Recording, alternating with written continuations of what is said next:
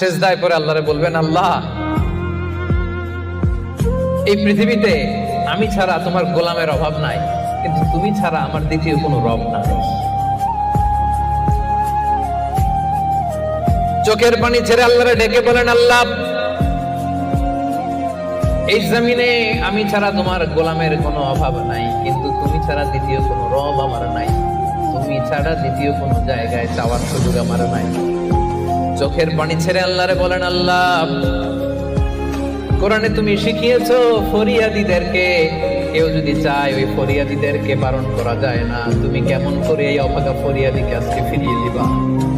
চোখের পানি ছেড়ে আল্লাহর কাছে চা, সব তিনি দিয়ে দিতে পারেন। চিল্লায় বলেন ঠিক কিনা?